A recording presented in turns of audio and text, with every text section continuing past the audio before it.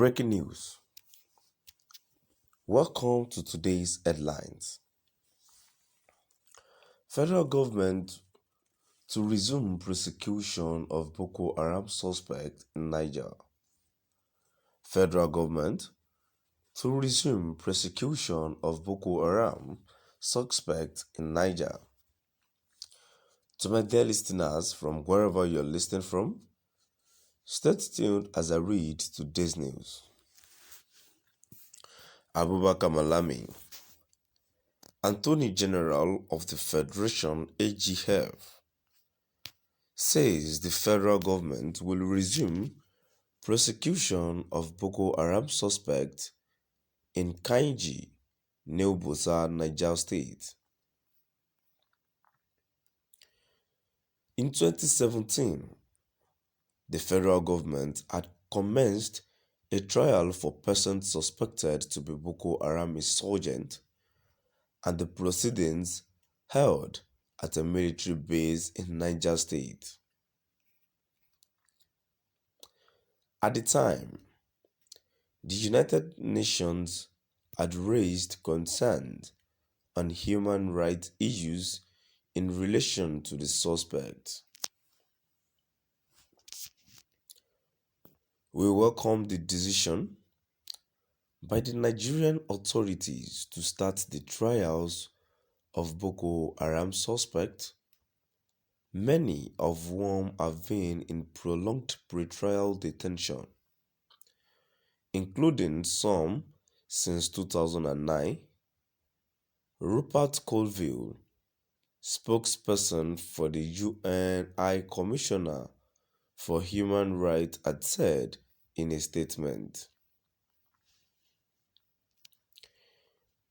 However, given the number of people who are due to be tried over the coming weeks, some 2,300, we have serious concerns that the conduct of the proceedings may deny the defendant the right to a fair trial and an effective defense.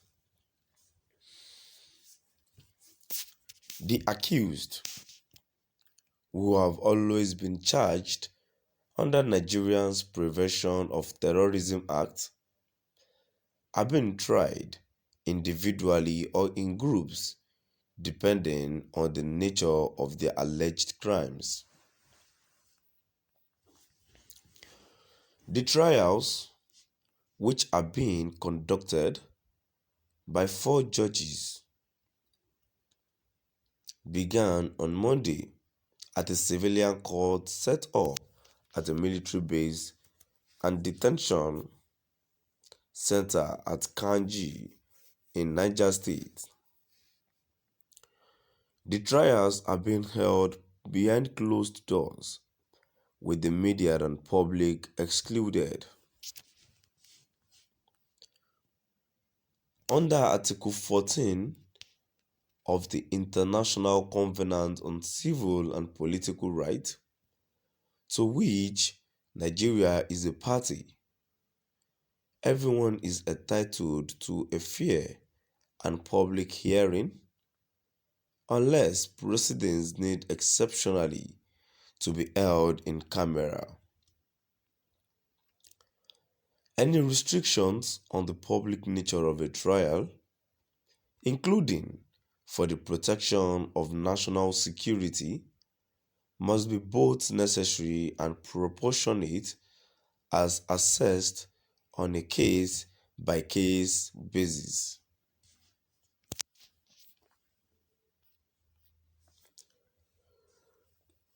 During the trial between 2017 and 2018, more than 100 people were convicted and several others discharged on the grounds of no case submissions.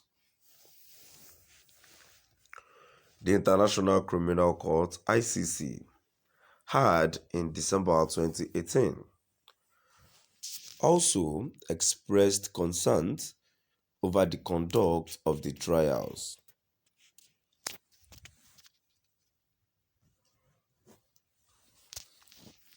It appears from the information available that the majority of defendants were discharged without trial for lack of evidence. Further, the great majority of the more than 316 persons convicted in these trials were charged with providing material and non-violent support to Boko Haram. Several observers also raised fair trial and due process concerns with respect to the Kanji trials, the ICC had said.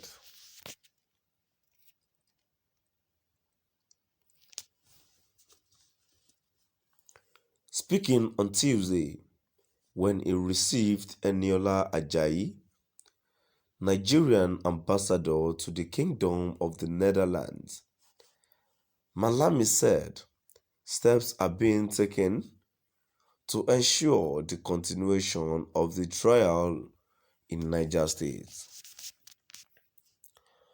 According to a statement by Umaru Gwandu, media aide to Malami, the AGF said Nigeria has cooperated fully with the ICC through submission of relevant documents on the conduct of the trials.